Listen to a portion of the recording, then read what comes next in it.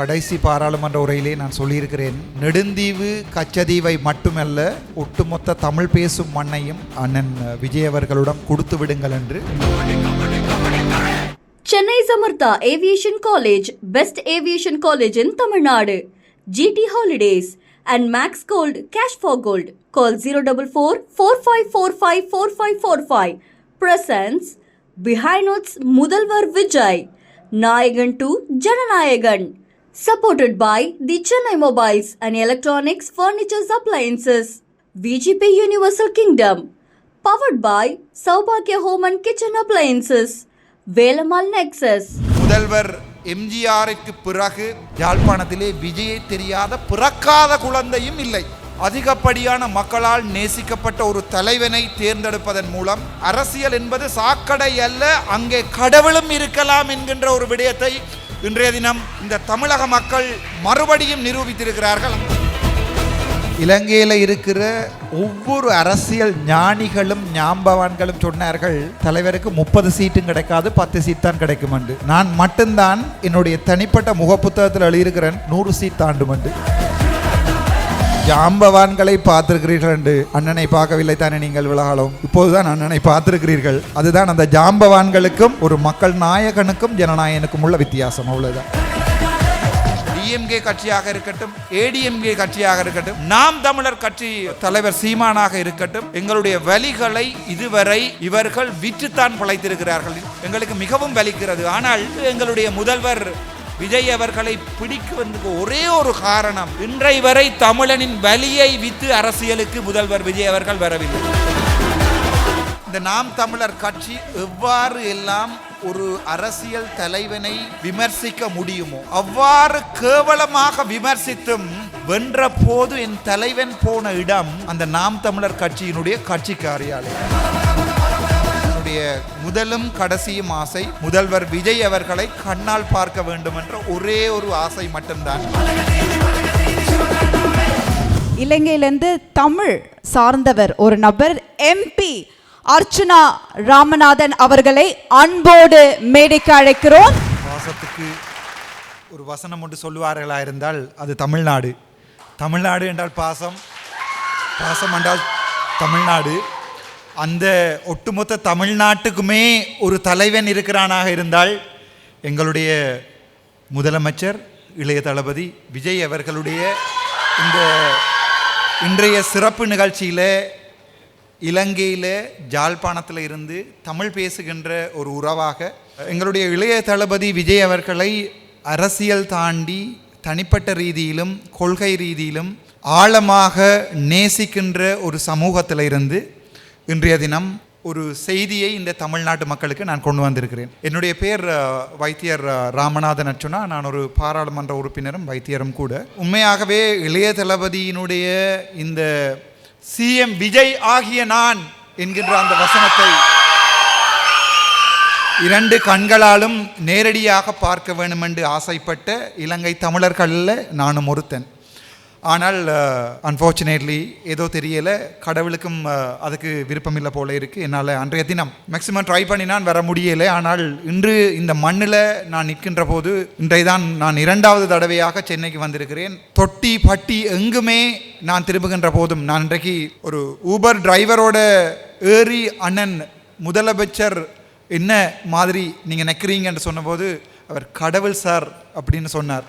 So அதை நினைக்கின்ற போது தமிழ்நாட்டு மக்கள் இளைய தளபதி விஜயை தற்போது கடவுளுக்கு மேலாக நேசிக்கிறார்கள் என்பதையும், அந்த நிமிடத்திலே அதே தமிழ்நாட்டு மக்களுக்கு இலங்கையிலே உங்களுடைய இரத்த உறவான ஜாழ்ப்பாண தமிழனாகி அல்லது இலங்கை தமிழனாக தமிழீழ தமிழனாக உங்களுக்கு தமிழீழ மக்களுடைய ஒரு சில விடயங்களை இந்த மேடையிலே கதைப்பதற்கு எனக்கு உதவி செய்த பிஹைண்ட் வுட்ஸ் குழுமத்திற்கும் அதே நேரம் எங்களுடைய தேசிய தலைவருக்கும் இந்த மாதத்திலே மண்ணிலே புதைக்கப்பட்ட லட்சக்கணக்கான குழந்தைகளுக்கும் அம்மாமாருக்கும் சகோதரர்களுக்கும் விடுதலை போராளிகளுக்கும் தேசிய தலைவருக்கும் அனைவருக்கும் இன்றைய என்னுடைய தலை வணக்கத்துடன் நானுடைய உரையை ஆரம்பிக்கலாம்னு நினைக்கிறேன். நான் இங்கே வந்து அமர்ந்த பிறகுதான் எனக்கு தெரியும் நான் 20 நிமிடம் கதைக்க வேண்டும் என்று. அது வரைக்கும் நான் எதுவுமே ப்ரிப்பேர் பண்ணவில்லை. ஆனால் இலங்கையிலிருந்து தமிழ்நாட்டு மக்களுக்கு சொல்வதற்கு 20 நிமிடம் காணாது 20 கோடி வருடங்கள் தேவை. அவ்வளவு ஆழமான வழிகள் எங்களுக்கு இருக்கிறது. ஸோ என்னை பொறுத்த வரைக்கும் நான் என்னுடைய உரையிலே முக்கியமாக இந்த நிமிடத்திலே நான் ஏன் தமிழ்நாட்டிற்கு வந்திருக்கிறேன் என்கிறக்கூடிய முக்கியமான காரணத்தை சொல்லியாக வேண்டும். உங்களுக்கு தெரியும், நீ அடிப்பாயாக இருந்தால் அது என் தமிழுக்காக என்னை கொலை செய்வாக இருந்தால் நான் சாகின்ற போதும் தமிழ் கதைத்துத்தான் சாவேன் என்று தான் நான் நினைக்கிறேன். ஏனென்றால் இலங்கை பாராளுமன்றத்திலே தமிழிலே போய் துணிவோடு கதைக்கின்ற ஒரு தன்மையை எனக்கு தந்திருப்பது எங்களுடைய நாட்டினுடைய வீரம். ஆனால் ஒரு சில விடயங்களை சொல்ல வேணும். இந்த மாதம் உங்களைப் போல என்னைப் போல இதில் இருக்கின்ற பெண்களைப் போன்ற எத்தனையோ ஆயிரம் பேர், ஆயிரக்கணக்கான அல்ல லட்சக்கணக்கான மக்கள் முள்ளிவாய்க்கால் என்ற மண்ணிலே தமிழர் என்கின்ற ஒரே ஒரு காரணத்திற்காக சிதைக்கப்பட்டிருக்கிறார்கள். எங்களுடைய இன விடுதலை போராட்டம் சிதைக்கப்பட்டிருக்கிறது, அழிக்கப்பட்டிருக்கிறது. ஆகவே அந்த வலிகளை நாங்கள் திட்டமிட்டு தோற்கடிக்கப்பட்டோம், வஞ்சகத்தால் வீழ்த்தப்பட்டோம். ஒரு நேர்மையான இனம் வாழ்ந்த 44,000 போராளிகள் திட்டமிட்ட ரீதியிலே கொலை செய்யப்பட்ட இந்த மாதம், அந்த தலைவனையும் அந்த போராளிகளையும் நேசித்ததற்காக பிறக்காத குழந்தைகளையும் கற்பழிப்பு செய்த ஒரு சிங்கள இனத்திற்கு எதிராக இந்த மாதம் நாங்கள் வலி சுமந்த மாதமாக என்னுடைய மண்ணிலே கொண்டாடுகிறோம். அதே நேரம் அந்த வலியை எங்களுடைய தொப்புள் கொடி உறவான தமிழ் சமூகத்திற்கு என் மொழியிலே தமிழ் மொழியிலே சொல்ல ஆசைப்பட்டு தான் நான் இங்கே வந்திருக்கிறேன். ஏனென்றால் எங்களுக்கு பயம் என்றது என்னென்று தெரியாது. பிறந்த நாட்களிலிருந்து இன்று வரை பயப்பட்ட இனமும் அல்ல, பயப்பட போகின்ற இனமும் அல்ல. எங்களுடைய வலிகளை சுமந்த நாங்கள் தற்சமயம் எங்களுடைய மண்ணிலிருந்து எங்களுடைய மண்ணினுடைய வலிகளை, எங்களுடைய இனத்திற்கு நடந்த அநீதியை, இனப்படுகொலையை எங்களுடைய தமிழ் பேசும் தமிழக உறவுகள் எங்களுடைய வெளியை சர்வதேசத்துக்கு கொண்டு போய் எங்களுடைய இனப்படுகொலைக்கான ஒரு நீதியை பெற்றுத் தருவார்கள் என்ற நம்பிக்கையிலே இன்றைய தினம் நான் தமிழ்நாட்டிற்கு முதலாக ஒரு வைத்தியராக 2012ஆம் ஆண்டு நான் ஒரு தடவை கால் வைத்திருக்கிறேன். இன்றைய தினம் ஒரு அரசியல்வாதியாக முதல் தடவையாக தமிழ்நாட்டு மக்களை நோக்கி இருகரம் கூப்பி ஒரு வேண்டுதலோடு இந்த மண்ணிற்கு கால் வைத்திருக்கிறேன். என்னுடைய முதலும் கடைசியும் ஆசை முதல்வர் விஜய் அவர்களை கண்ணால் பார்க்க வேண்டும் என்ற ஒரே ஒரு ஆசை மட்டும்தான். நான் நினைக்கிறேன் அந்த ஆசை இந்த தடவை என்னால் பெரும்பாலும் நிறைவு பெறும் என்ற நம்பிக்கை இருக்கிறது. அதையும் விட இந்த தடவை நான் ஒரு சில விடயங்களை உங்களுக்கு சொல்ல வேண்டும். இந்த தமிழக மக்கள் ஒரு மிகப்பெரிய மாற்றம் ஒன்றை அரசியலிலே ஏற்படுத்தி இருக்கிறார்கள். முதல்வர் எம்ஜிஆருக்கு பிறகு அதிகப்படியான மக்களால் நேசிக்கப்பட்ட ஒரு தலைவனை தேர்ந்தெடுப்பதன் மூலம் தமிழக மக்கள் மாற்றம் என்றால் என்ன, அரசியல் என்பது சாக்கடை அல்ல, அங்கே கடவுளும் இருக்கலாம் என்கின்ற ஒரு விடயத்தை இன்றைய தினம் இந்த தமிழக மக்கள் மறுபடியும் நிரூபித்திருக்கிறார்கள். ஆகவே என்னை பொறுத்த வரைக்கும் சகல வழிகளையும் இழந்த ஒரு இனம் தற்போது எங்களுடைய தமிழ்நாட்டு முதலமைச்சர் விஜய் அவர்களை கடவுளாகத்தான் பார்க்கிறது. ஆகவே அந்த வலிகளை சொல்வது மட்டுமல்ல, அந்த வலிகளை நாளையோ அடுத்த சந்ததிக்கோ கடத்தாமல் அந்த வலிகளுக்குரிய நியாயமான ஒரு நியாயம் ஒன்றை கிடைக்க வேண்டும் என்ற அடிப்படையிலே நான் இன்றைய தினம் வந்திருக்கிறேன். உங்களுக்கு தெரியும், எங்களுடைய தலைவர் விஜய் அவர்கள் அரசியலுக்கு வருகின்ற போது துணிவோடு பயமின்றி பேரோடு சொல்லுகிறேன், அது டிஎம்கே கட்சியாக இருக்கட்டும், ஏடிஎம்கே கட்சியாக இருக்கட்டும், அல்லது எங்களுடைய தேசிய தலைவருடைய பேரை இன்று வரை தமிழ்நாட்டிலும் சர்வதேச உலகெங்குமிலே விற்கின்ற நாம் தமிழர் கட்சி தலைவர் சீமானாக இருக்கட்டும், எங்களுடைய வலிகளை இதுவரை இவர்கள் விற்றுத்தான் பிழைத்திருக்கிறார்கள். நினைத்து பாருங்கள், என்னுடைய தந்தை இதே தலைவனோடு நின்று போராடியதற்காக வைத்தியசாலையிலே காயப்பட்டிருக்கின்ற போது கடத்தப்பட்டு கண்களெல்லாம் தோண்டப்பட்டு காணாமலாக்கப்பட்டிருக்கிறார். ஸோ எங்களுக்கு எப்படி வலி இருக்குமென்னு யோசிச்சு பாருங்க. நான் பிறந்த நாட்களில் இருந்து வாழ்ந்த எங்களுக்கு எங்களுடைய இனத்தின் விடுதலை என்கின்ற ஒரு விடயத்தை சீமான் போன்ற ஒரு சில அரசியல்வாதிகள் விற்று பிழைக்கின்ற போது எங்களுக்கு அது எவ்வளவு கவலையாக இருக்குமென்று யோசிச்சு பாருங்கள். நாங்கள் இழந்திருக்கிறோம், நாங்கள் கொலை செய்யப்பட்டிருக்கிறோம், புதைக்கப்பட்டிருக்கிறோம், நாங்கள் கற்பழிக்கப்பட்டிருக்கிறோம், சிதைக்கப்பட்டிருக்கிறோம், தமிழ் அழிக்கப்பட்டிருக்கிறது. அதே வலியை சில பேர் சர்வதேசங்களிலும் தமிழ்நாட்டிலும் வித்து அரசியல் செய்கிறார்கள் என்ற போது எங்களுக்கு மிகவும் வலிக்கிறது. ஆனால் எனக்கு எங்களுடைய முதல்வர் விஜய் அவர்களை பிடிக்குவதற்கு ஒரே ஒரு காரணம், இன்றை வரை தமிழனின் வலியை வித்து அரசியலுக்கு முதல்வர் விஜய் அவர்கள் வரவில்லை. தமிழனுடைய வலியை வித்து, தமிழனுடைய வலியிலே ஏறி நின்று இன்று வரை முதல்வர் விஜய் அவர்கள் இந்த அரசியலுக்கு வரவில்லை. கோடான கோடி பணம் உழைத்த மனிதன் ஒருவன் சகலத்தையும் துறந்து இந்த அரசியலுக்கு வருகிறானாக இருந்தால் அவனுக்கு மக்கள் மீது கொண்ட காதல் மட்டும்தான் ஒரே ஒரு காரணமாக இருக்கக்கூடும். வேறு எந்த காரணமாகவும் பொது சேவைக்கு ஒருவன் வரமாட்டான். ஆகவே இந்த மண்ணிலே மாண்புமிகு முதலமைச்சர் என்னுடைய பாசத்திற்குரிய அண்ணா என்று சொன்னால் அது மிகையாகாது. முதலமைச்சர் விஜய் அவருடைய இந்த நாட்டிலே கால் பதிக்கின்ற போது நான் உண்மையாகவே பெருமைப்படுகிறேன். எங்களுடைய அண்ணன் இன்று நாளை அல்ல, அண்ணனுடைய காலம் கடந்து. என்னிடம் ஒரு ஊடகம் ஒன்றிலே கேட்டார்கள், தலைவர் விஜய் அவர்கள் எவ்வளவு காலம் அரசியல் செய்வார்கள் என்று. நான் சொன்னேன், தலைவர் விஜய் அவர்கள் மறைந்த பின்னரும் தலைவருடைய அரசியல் இந்த நாட்டிலே இருக்கும், நீங்கள் வேண்டுமென்றால் இருந்து பாருங்கள் என்று.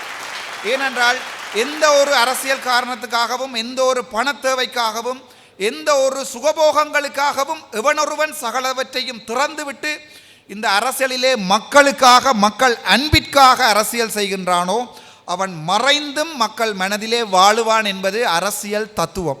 ஆகவே எங்களுடைய முதலமைச்சர் விஜய் அவர்களுக்கு இந்த நிமிடத்திலே தமிழ் பேசுகின்ற தமிழீழ மக்களாக நாங்கள் எங்களுடைய மனமார்ந்த வாழ்த்துக்களையும், அதே நேரத்திலே ஒரே ஒரு வேண்டுகோள். சில பேர் சொன்னார்கள் அண்ணனுக்கு அரசியல் தெரியாதென்று. அதே போலத்தான் நான் கூட ஒரு வருடமாகத்தான் இந்த அரசியலுக்கு வந்திருக்கிறேன். நான் ஒரு வைத்தியராக வேலை செய்தவன், அரசியலுக்கு தள்ளப்பட்டிருக்கிறேன் தமிழருடைய வழிகள் காரணமாக. நான் வருகின்ற போதும் சொன்னார்கள் இவருக்கு அரசியல் தெரியாது, இவர் ஒரு வைத்தியர் தான் என்று. நான் மனசுக்குள் திரித்து கொண்டேன். ஏனென்றால் எங்களுடைய அண்ணனுடைய அந்த பக்குவம், ஒரு உதாரணம் சொல்லுகிறேன். இந்த நாம் தமிழர் கட்சி எவ்வாறு எல்லாம் ஒரு அரசியல் தலைவனை விமர்சிக்க முடியுமோ அவ்வாறு கேவலமாக விமர்சித்தும் வென்ற போது என் தலைவன் போன இடம் அந்த நாம் தமிழர் கட்சியினுடைய கட்சி காரியாலயம். அங்கே போன போது சீமானவர்கள் வந்து கட்டி தழுவிய போது அவர்களுடைய மனம் எப்படி கூனி குறியிருக்கும் நினைத்து பாருங்கள். அதுதான் ஒரு தலைவனுடைய பண்பு. அந்த மாண்புமிகு தலைவனுடைய மக்களாக நீங்கள் இருக்கிறீர்கள் என்றால் உண்மையாகவே உங்கள் ஒவ்வொருவரையும் நினைத்து மிகவும் பெருமைப்படுகிறேன். எங்களுக்கும் இதே மாதிரி ஒரு தலைவன் இருந்தான், ஆனால் அந்த தலைவன் மௌனிக்கப்பட்டிருக்கிறான். ஆகவே எங்களுடைய இனமும் எங்களுடைய தமிழீழ மக்களும் உண்மையான ஒரு தலைவனை நோக்கி இன்று தேடிக்கொண்டிருக்கிறார்கள். அந்த வகையிலே நீங்கள் மிகவும் பாக்கியசாலிகள். நான் உங்களுக்கு ஒரு விடயத்தை சொல்லுகிறேன். 40 வருடம் போரை பார்த்து வளர்ந்தவன். பிறந்த நாட்களிலிருந்து துப்பாக்கி சன்னங்களும் பீரங்கிகளும் மட்டும்தான் எனக்கு பாடம். வைத்தியராக படிக்கின்ற போது கூட என்னுடைய புத்தகத்தை பார்த்த நாட்களை விட துப்பாக்கி சன்னங்களையும் பீரங்கி சத்தங்களையும், எங்கே குண்டு விழுந்து வெடிக்குதோ என்கின்ற பயத்தோடு தான் நான் மருத்துவராக வந்திருக்கிறேன். ஆகவே இவ்வளவு ஒரு பாதுகாப்பான நாட்டிலே உங்களுக்கு தலைவர் விஜய் அவர்கள் மாதிரியான ஒரு முதலமைச்சருடைய வழிகாட்டலிலே வாழ்வதற்கு தமிழகத் தமிழன் கொடுத்து வைத்தவன் என்று தான் நான் சொல்லுவேன். தமிழகத் தமிழன் ஒவ்வொருவனும் கொடுத்து வைத்தவன். அது வாக்கு போட்டவனாக இருக்கலாம். அரசியலிலே ஒன்று இருக்கிறது, ஒருவர் வாக்கு போடுகிறாரோ இல்லையோ, வாக்கு போட்டவர்களால் வெல்லப்படுபவர்கள் ஒட்டுமொத்த சமூகமுமே பயனடைகிறது. அந்த விதத்திலே வரலாறு காணாத வெற்றியை கண்ட எங்களுடைய முதலமைச்சர் என்னுடைய அண்ணன் என்று சொல்ல ஆசைப்படுகிறேன். நான் என்னுடைய பாராளுமன்ற உரையிலே சொன்னது ஒரே ஒரு விடயம், என் கண்களால் சிஎம் விஜய் எனும் நான் என்கின்ற அந்த வசனத்தை கேட்க வேண்டும் என்ற ஆசை மட்டும்தான் எனக்கு இருந்தது. அந்த விதத்திலே தமிழ்நாடு மக்கள் பாக்கியசாலிகள். எனக்கு அந்த பாக்கியம் கிடைக்கவில்லை. அவரை நேரே கண்டால் ஒரு தடவை ஒரே ஒரு கேள்வி அல்லது ஒரே ஒரு அன்பான வேண்டுகோள் மட்டும்தான். இந்த அரசியலில் நீங்கள் நிற்கின்ற போது உங்களை இழுத்து வீழ்த்துவதற்கு ஒட்டுமொத்த எதிரிகளும் தயாராக இருக்கிறார்கள். ஆகவே தமிழீழ மக்கள் தொடர்பான ஒவ்வொரு விடயத்தையும் சிந்தித்து ஆறுதலாக என்னுடைய முதல்வர் விஜய் அவர்கள் கதைக்க வேண்டும் என்று நான் ஆசைப்படுகிறேன். ஒவ்வொரு விடயங்களும், ஏனென்றால் ஒட்டுமொத்த உலகம், தமிழ் பேசும் சமுதாயமே தற்போது தலைவனை கொண்டாடி கொண்டிருக்கிறது. அதே நேரம் எதிரிகள் பார்த்து கொண்டிருக்கிறார்கள், எந்த சந்தர்ப்பத்தில் தலைவனை இழுத்து வீழ்த்தலாம் என்று. இது அரசியல்.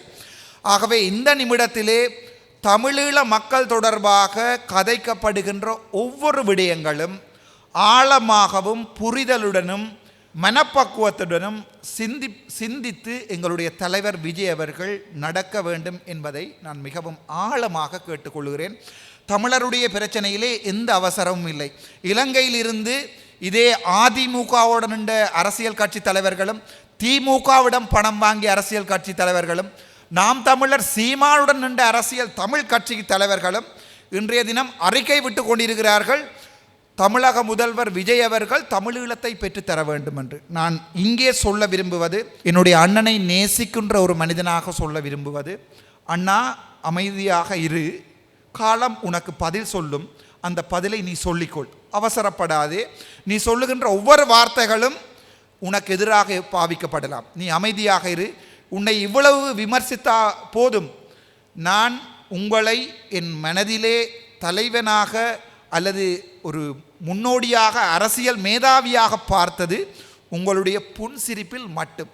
உங்களுக்கு எதிராக தமிழக சட்டசபையிலே எதிர்க்கட்சிக்காரர்கள் கதைக்கின்ற போது உங்கள் பக்குவமான அந்த புன்சிரிப்பு தமிழீழ மக்கள் தொடர்பாக உங்களிடம் வைக்கப்படுகின்ற கோரிக்கைகளுக்கு பதிலாக இருக்கணும் என்று ஆசைப்படுகிறேன். அவசரப்படாதீர்கள், இது அரசியல், ஆழமாக சிந்தியுங்கள். நீங்கள் என் நாட்டின் மருமகன், ஆகவே உங்களுக்கு என் நாட்டு மீது ஒரு கடமை இருக்கிறது.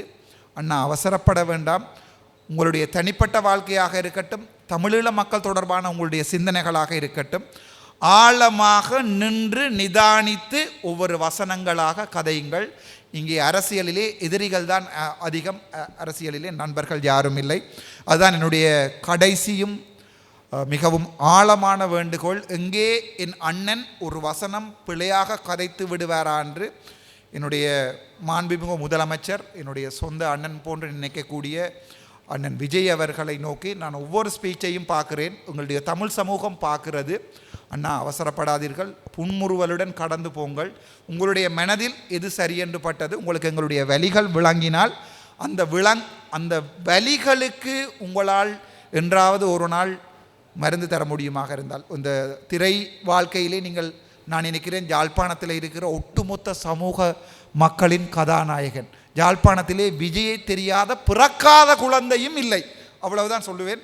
ஆகவே உங்களை எங்கள் சமூகம் ஆழமாக நேசிக்கிறது, உங்களிடம் பல விடயங்கள் எதிர்பார்க்கிறது. அவசரப்பட வேண்டாம், நேரம் எடுத்துக்கொள்ளுங்கள், சிந்தித்து செயலாற்றுங்கள் என்று கேட்டுக்கொண்டு இந்த வாய்ப்பை தந்த பிஹைண்ட் வுட்ஸ் குழுமத்திற்கும், அதே நேரம் என் பாசத்துக்கும் என் உயிரிற்கும் மேலான தமிழக மக்களுக்கும் நன்றிகளை தெரிவித்துக் கொள்கிறேன்.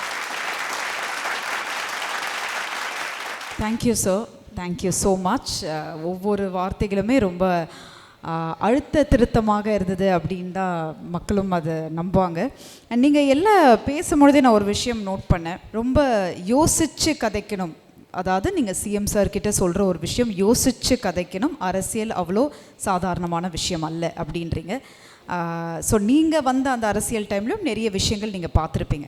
அது என்ன யோசித்து கதைக்கணும், என்ன சொல்ல வரீங்க? ஏன்னா அரசியல் வந்து it is very tough process. மக்களை நேசிப்பவர்கள் சரியா தவறா அது மக்கள் சார்பானதாக என்று யோசிக்கின்ற போது சில விடயங்களை நாங்கள் யோசிக்காமல் கதைத்து விடுவதுண்டு. அப்படி கதைக்கின்ற போது எங்களுடைய மனசிலே இருப்பது நல்ல விடயங்கள், ஆனால் வார்த்தைகள் சில நேரங்களில் மாறிவிடும். அப்படியான சந்தர்ப்பத்தில் அதை வைத்து இந்த அரசியல் எதிரிகள் அரசியல் செய்வார்கள். ஆகவே அண்ணன் கதைக்கின்ற ஒவ்வொரு விடயங்களும் ஆழமாக சிந்தித்து கதைக்கப்பட வேண்டும். இந்த ஒரு வருட அரசியல் வரலாற்றிலே, நான் ஒரு வருடம் தான் அரசியலுக்கு வந்து அரசியல் வரலாற்றிலே நான் விளங்கி கொண்டது வார்த்தைகள் பக்குவம், அவ்வளவு. சரி, அதாவது நீங்கள் ரொம்ப அழகாக ஒரு விஷயம் சொன்னீங்க. ஈழத்தமிழர்களுக்கு விஜய் சார் என்ன செய்யணும்னு நினைக்கிறீங்க, அவர்கிட்ட அது போயிட்டா எல்லாமே சரியாயிடும், ரொம்ப கான்ஃபிடென்ட்டாகவும் சொல்கிறீங்க. கடைசி பாராளுமன்ற உரையிலே நான் சொல்லியிருக்கிறேன், நெடுந்தீவு கச்சதீவை மட்டுமல்ல ஒட்டுமொத்த தமிழ் பேசும் மண்ணையும் அண்ணன் விஜய் அவர்களிடம் கொடுத்து விடுங்கள் என்று இலங்கை பாராளுமன்றத்திலே நான் சொல்லியிருக்கிறேன். அது இன்று நேற்றல்ல, 1978ஆம் ஆண்டு கிருஷ்ணன் என்று சொல்லப்படுகின்ற ஒருவரால் யுனைடெட் நேஷன்ஸில் ஐநாவிலே கதைக்கப்பட்ட விடயம். இந்த சிங்கள மக்கள் எங்களை சகோதரர்களாக பார்க்கவில்லை என்றால் எங்களுடைய புல்கொடி உறவுகள் தமிழ் நாட்டு மக்களிடம் நாங்கள் போய் விடுகிறோம் என்று ஐக்கிய நாடுகள் சபையிலே சொல்லப்பட்ட விடயம் 78ஆம் ஆண்டு. அதன் பிறகுதான் 83ஆம் ஆண்டு தமிழ் மக்கள் டயர்கள் போட்டு எரிக்கப்பட்டு சிங்கள காடையர்களால் மிகப்பெரிய இனப்படுகொலை ஆரம்பித்தது. ஸோ இன்று வரை எங்களுக்கு ஒரு நம்பிக்கை இருந்தது, எங்களுக்கென்று ஒரு நாடு கிடைக்கும் என்று. ஆனால் இன்றும் அதே நம்பிக்கையுடன் தான் நாங்கள் வாழ்ந்து கொண்டிருக்கிறோம். இந்த அரசியலிலே பல பேர் எங்களுடைய விடுதலை போராட்டத்தை சிதைக்கிறார்கள். அதுக்கு நல்ல உதாரணம் நாம் தமிழர் கட்சியினுடைய கட்சி தலைவர், கட்சி செயலாளர் சீமான் அவர்கள். என்னுடைய அண்ணனிடம் எனக்கு பிடித்த விடயம், ஒருவனின் வலியில் மிதித்து அரசியல் செய்யவில்லை, அவர் யாருடைய வலியையும் பாவித்து அரசியல் செய்யவில்லை. அந்த விடயத்திலே அண்ணன் விஜய் அவர்கள் எடுக்கின்ற முடிவுகள் அரசியலிலே பெரிய மாற்றங்களை கொண்டு வரும். முக்கியமாக தமிழ் பேசும் உங்கள் உறவுகளாகிய தமிழீழ மக்கள் எங்களுக்கு இலங்கையிலே பெரிய மாற்றத்தை கொண்டு வரும். ஆகவே அண்ணனுடைய வார்த்தை எங்களுக்கு வாழ்க்கை. சரிதானே? அண்ணனுடைய வார்த்தை ஒட்டுமொத்த 12 லட்சம் தமிழ் மக்களுடைய வாழ்க்கை. ஸோ அண்ணன் ஒரு வார்த்தையை பிழையாக கதைப்பாராக இருந்தால் எங்களுக்கு மறுபடியும் ஒரு நம்பிக்கை இல்லாமல் போய்விடும். ஆகவே மிகவும் பக்குவமாக அண்ணனால் செய்ய முடியாதது எதுவுமே இல்லை, ஆழமாக சிந்தித்து எங்கள் வழிகளை புரிந்து கொண்டால் எங்கள் இனத்தையும் பார்த்து கொள்ளுங்கள் என்று தான் கேட்குறோம். அவ்வளோதான். ஓகே. அண்ட் சார், இது வரைக்கும் அரசியல் பொறுத்த வரைக்கும் எத்தனையோ ஜாம்பவான்களை நம்ம பார்த்துருக்கோம், எத்தனையோ அரசியல் தலைவர்களை தாண்டி வந்த பிறகு இன்னைக்கு விஜய் சார் அப்படின்ற ஒரு பெயரை தாண்டி அந்த நம்பிக்கையை நீங்கள் ரொம்ப அழகாக சொல்லியிருக்கீங்க உங்களோட ஈழ தமிழர்களுக்காக. என்னோட கேள்வி அதுதான், இத்தனை வருடம் இல்லாத அரசியல் சார்ந்த தலைவர்களை தாண்டி இந்த ஒரு நபரிடம் முடியும் என்று சொல்கிறீங்கல்ல, அந்த கான்ஃபிடென்ஸையே நீங்களே சொல்லியிருக்கிறீங்கள். அதுக்குரிய பதிலை ஜாம்பவான்களை பார்த்திருக்கிறீர்கள் என்று அண்ணனை பார்க்கவில்லை தானே நீங்கள் விலகாலும்? இப்போதுதான் அண்ணனை பார்த்திருக்கிறீர்கள். அதுதான் அந்த ஜாம்பவான்களுக்கும் ஒரு மக்கள் நாயகனுக்கும் ஜனநாயகனுக்கும் உள்ள வித்தியாசம். அவ்வளோதான். என்ன சார், வாய் அடைச்சி போயிட்டு ரொம்ப அழகாக சொல்லியிருக்கேன். எந்த ஒரு நொடியில் ஒரு அரசியல் சார்ந்த ஒரு தலைவராக இவர் இருப்பார், மக்கள் சார்ந்த ஒரு தலைவராக இருப்பார்னு எந்த நொடியில் உங்களுக்கு அது தென்பட்டது? அரசியல் என்பது ஒரு தலைமைத்துவம், லீடர்ஷிப் என்று சொல்லுவார்கள். இந்த தலைமைத்துவத்தினுடைய மிகப்பெரிய பண்பு தான் மன்னிப்பது, ஃபொகிவ்னஸ். ஸோ இன்று என் தலைவன் வென்ற பிறகு ஒவ்வொரு எதிர்க்கட்சிகளுடைய வீடு வீடாக அலுவலகமாக போய் நாங்கள் ஒன்றாக தமிழ்நாட்டு மக்களுக்கு ஒன்றாக செய்வோம் என்று கேட்டு அந்த தலைமைத்துவ பண்பு எனக்கு பிடித்திருக்கிறது.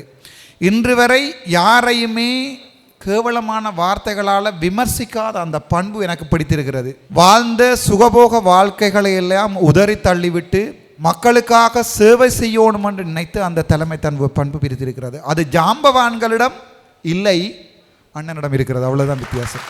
ஓகே. அண்ட் சார், இன்னைக்கு முதலமைச்சர் அவர்களிடம் நீங்கள் ஒரு கோரிக்கையாக வைக்கணும்னா என்ன சொல்ல விரும்புகிறீங்க? அதுதான் நான் முதலே சொல்லியிருக்கிறேன். அண்ணா, இந்த அரசியல் ஒரு கெட்ட சகதி. இந்த அரசியலுக்கு நான் ஒரு வருடம் தான் ஆகிறது. இந்த அரசியலிலே நான் பலவற்றை படித்து கொண்டு விட்டேன். நான் கேட்கக்கூடிய ஒரே ஒரு விடயம், அண்ணா அவசரப்படாமல் ஆறுதலாக சிந்திச்சு வடிவா, அது சிம்பிளாக விளங்குறேன்டா வடிவா போலை பார்த்து ஜட்ஜ் பண்ணி ஸ்டெப் வச்சு 6 அடிக்க சொல்கிறேன். நான் அவசரப்பட்டு ஃபுல் டோஸ் போலான்னு பார்க்காம பெட்டை விசுக்கிறத விட்டுட்டு ஆறுதலாக ஒவ்வொரு விடயத்தையும் இருந்து சிந்தித்து தன்னுடைய கேபினெட் அமைச்சர்களோடு சிந்தித்து ஆறுதலாக அந்த புன்முறுவலோடு செய்கின்ற போது இந்த ஜனநாயகன் என்கிற இந்த பிம்பம் தமிழ்நாட்டு மக்கள் இறந்த பிறகும் மனதில் இருக்கும் என்று நான் நினைக்கிறேன். Thank you sir. ஆனால் இது எனக்கு பர்சனலாக ஒரு விஷயம் கேட்கணும். இந்த ஒரு ரிசல்ட், இந்த ஒரு விக்ட்ரி நீங்கள் எதிர்பார்த்தீங்களா? இப்போ நிறைய பேர் சொல்கிற ஒரு விஷயம், இந்த வாட்டி கொஞ்சம் டஃப் கொடுத்துருப்பாரு அப்படின்னு தான் நினச்சாங்க. அடுத்த வாட்டி ஓகே, அவுட் ஆஃப் எக்ஸ்பீரியன்ஸ் நிறைய விஷயம் கற்றுக்கிட்டு நீங்கள் சொன்ன மாதிரி ஆழ்ந்து சிந்தித்து ஒரு ஆட்சி இருக்கும் அப்படின்னு. பட் இந்த ரிசல்ட் நீங்கள் எதிர்பார்த்தீங்களா சார்? இலங்கையில் இருக்கிற ஒவ்வொரு அரசியல் ஞானிகளும் ஞாம்பவான்களும் சொன்னார்கள், தலைவருக்கு 30 சீட்டும் கிடைக்காது, 10 சீட் தான் கிடைக்குமெண்டு. நான் மட்டும்தான் அண்ணன் தேர்தல் காலங்களில் நிற்கின்ற போது என்னுடைய தனிப்பட்ட முகப்புத்தகத்தில் எழுதியிருக்கிறேன் 100 சீட் தாண்டுமெண்டு. சார், நான் மட்டும்தான் இலங்கையில் சொல்லியிருக்கிறேன். மக்களுடைய மனசை படிக்க தெரியாதவன் அரசியல்வாதியாக முடியாது. தமிழ்நாட்டு மக்கள் என்ன செய்வார்கள் என்றதை தேர்தலுக்கு 3 மாதத்துக்கு முன்னம் நான் சொல்லியிருக்கிறேன். 100 சீட் தாண்டுமெண்டு. Okay sir, thank you sir. நீங்கள் சொன்ன மாதிரி உங்களோட ஆசையும் கூடிய சீக்கிரம் நிறைவேறணும். கண்டிப்பாக முதலமைச்சர் சார் உங்களை கூப்பிட்டு சில விஷயங்கள் நீங்கள் சொன்ன மாதிரி பேசணும் அப்படின்னு நாங்களும் அதை கண்டிப்பாக சாமிக்கிட்ட வச்சிடுறோம் சார். அண்ட் நீங்கள் சொன்ன மாதிரி பல குரல்களுக்கு ஒரு குரலாக இலங்கையிலேருந்து வந்த நம்மளோட எம்பி அர்ச்சனா ராமநாதன் அவர்களுக்கு மீண்டும் ஒரு முறை thank you sir. It's a proud and a bright moment for behind it's as well. கேட்ட உடனே நீங்கள் வந்ததுக்காக ரொம்ப ரொம்ப நன்றிகள். Thank you so much. One more time for MP sir. Thank you sir. Thank you so much.